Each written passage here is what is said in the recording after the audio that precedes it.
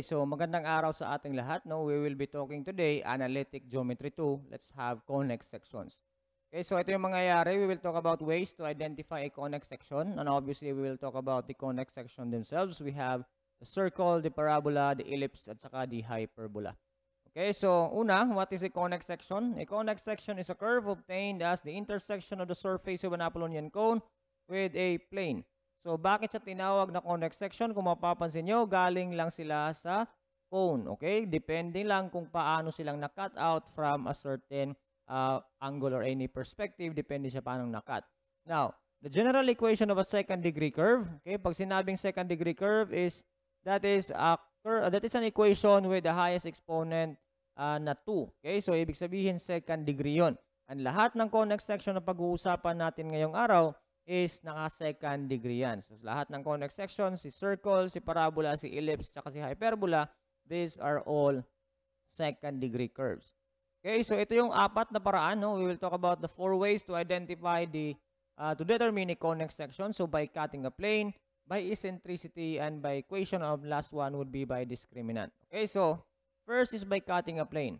Now, you can see, if you have a cone, if you cut this cone, no, sabi niya, parallel to the base. Okay, cutting the plane parallel to the base. Kung papansin niyo, kahit saang, kumbaga, part mo siya i-cut, for as long as it is parallel to the base, you will always have a circle. So, mga basics lang muna, no? Parabola naman, by cutting the plane parallel to the element. Ibig sabihin, when you say element, ito yun. This is the element of the cone. Okay, ito yung element ng cone. Ayan. So, kung i-cut mo yung plane mo parallel to that, no, that element, you can create a parabola. Okay? Hyperbola naman kapag parallel siya sa axis. Ano naman yung axis? Ito yung axis niya.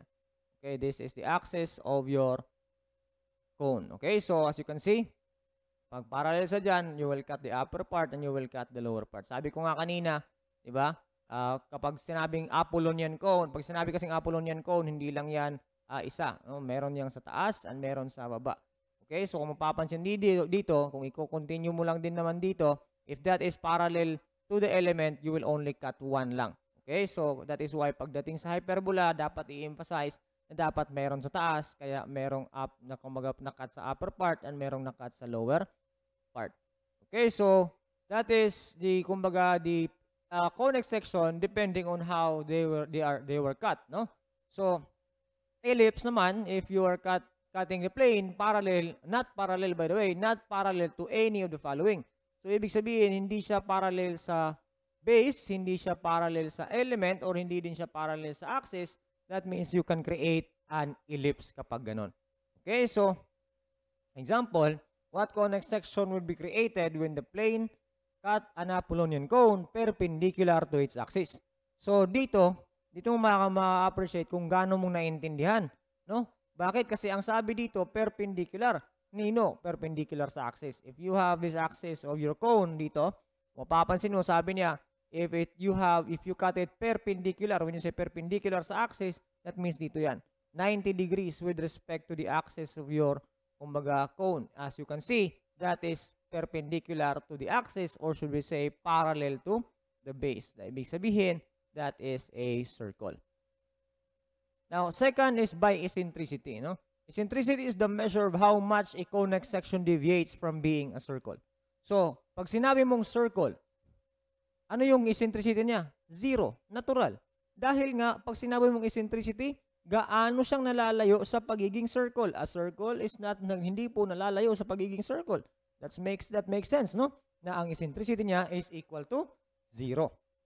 Ngayon, parabola, eccentricity niya is equal to 1. Ellipse is less than 1, hyperbola is greater than 1. Ang tanong nga lang dito, paano mo siyang ma-memorize or maalala, no? Simple lang. So, para-paraan lang tayo dito. Kung mapapansin niyo, merong equal, may less than, merong greater than. Di ba? Merong equal, may less than, merong greater than. Nung sinabi ng parabola, nasa pangalan ito paraan ko, parang bola. If meron kang sinabi, parang ganito, parang ganun. Di ba parang in-equate mo siya sa isang value? So, ibig sabihin is parang, yung sa word na para, siya yung may, parang clue ko na siya yung may dalang equal. Di ba? Para-paraan lang. Nung sinabi mong hyperbola naman, hyperbola, from the word hyper, From the word hyper, kung yung tao, kumbaga, ang yung tao, naging hyper, hindi naman siguro nagkulang sa energy yun, di ba? So, kapag sinabi mong hyper, ibig sabihin, siya yung may dalang greater than. So, kung tatlo lang sila, yung isa may equal, yung isa may less than, yung isa may greater than, ang alam na natin si circle as may eccentricity 0 kasi hindi naman siya nalalayo sa pagiging circle, ibig sabihin, si ellipse yung may dalang less than. So, yun yung paraan ko para maalala ko yung eccentricity ng bawat convex section.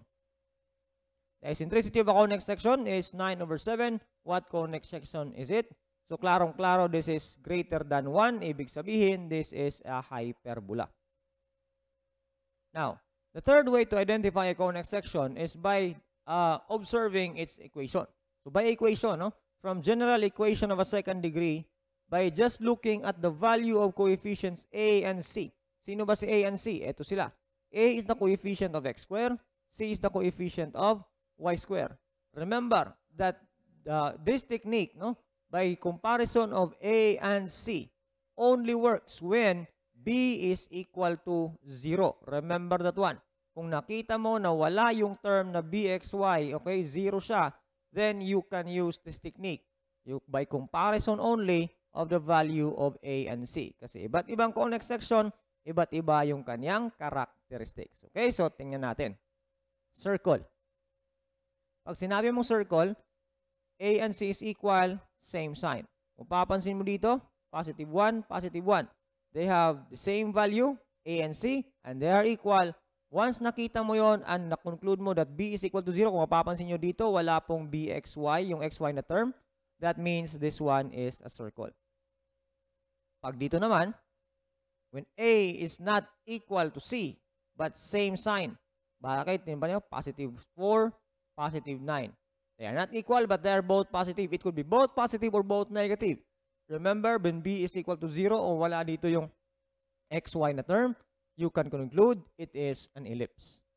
Parabola naman, either A or C is 0. Kung mapapansin niyo, y square na lang yung nakita. Dito naman, x square na lang yung nakita. So that means dito si C na lang yung natira, dito si A na lang yung natira. Once you can see this one, then makakasiguro ka that that is a parabola.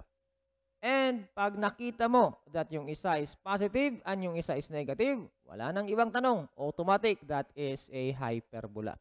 So example, my convex section is represented by the equation positive 4, negative 3. Wala na. Matik na. That is a hyperbola.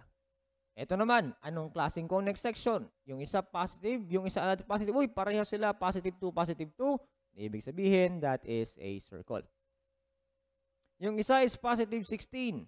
Yung isa is positive 8. Ano yan? Klarong-klaro. They have different value but the same sign. That is an ellipse. Uy, isa na lang yung natira. Si x square na lang. That is a parabola. Si y square na lang din yung natira. Anong nangyari? That is still a parabola. Diba? Remember lang that those examples only is when b is equal to 0 or wala yung xy term. Remember, napakadaling makita yung kanyang nature kung anong klaseng convex section siya when b is equal to 0 by just comparison of A and C. Okay? Now, what will happen if nandun yung b? Or makikita yung term na bxy dito. So, best to use when b is not equal to 0. Gagamit ka ng tinatawag na discriminant. Ano ba yung discriminant? It's the b square minus 4ac. Okay? Now, kapag nakita mo, paano ba siyang gamitin? Kapag nakita mo when a is equal to c, when a is equal to c, and same sign, you will say that it is a circle. You will say it is a circle. But, okay, tandaan, you will conclude it is a circle when b is equal to 0. Pero kung nakita mo a is equal to c and the same sign, and nakita mong nandyan yung bxy, huwag ka munang magpakasiguro na it is a circle. Dapat mo munang kunin yung discriminant. Okay, again, ano yung discriminant? The b square minus 4ac. Once makuha mo yung discriminant at nakita mo that it is less than 0, then saka ka muna magsasabi, really, it is a circle. Pero kung dito lang muna, tapos andyan yung b is equal to 0, hindi ka pa sigurado doon. Magiging sigurado ka lang when you can conclude na kanyang discriminant is less than 0. ellipse naman. Same thing. When A is not equal to C, ellipse and same sign. Akala mo ellipse na yan. Pero kung nakita mo yung BXY, huwag ka muna pakisiguro. Kunin mo muna yung discriminant. Okay, kunin mo muna yung discriminant.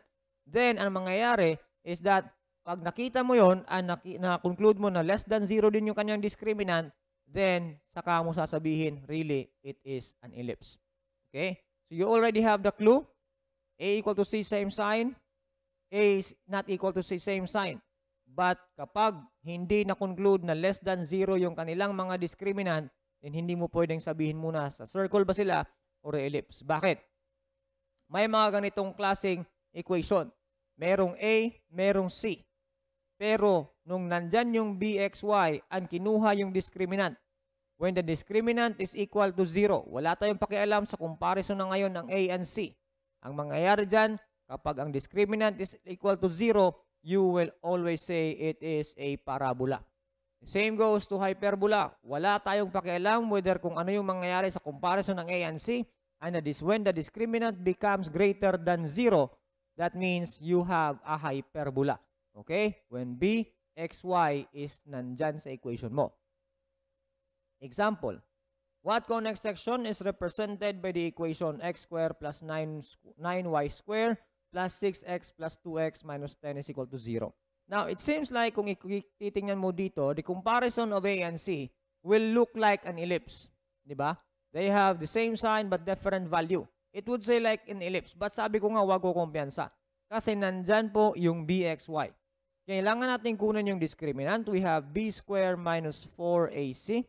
That means D is equal to 6 squared minus 4 times positive 1 times positive 9. Mapapansin mo, and i-calculate mo to, this is equal to 0. It seems like it's an ellipse, but when the discriminant is equal to 0, it will overpower. That means automatic, this is a parabola. Another example. Okay? Dito, merong BXY. So, make it habit, kapag nandyan yung BXY, kunin mo na lang diretso yung discriminant. B squared minus 4 times 2 times negative 9. Pag ito ilagay mo sa calculator, it will have 108. And that will make you sure na it is a hyperbola. Okay?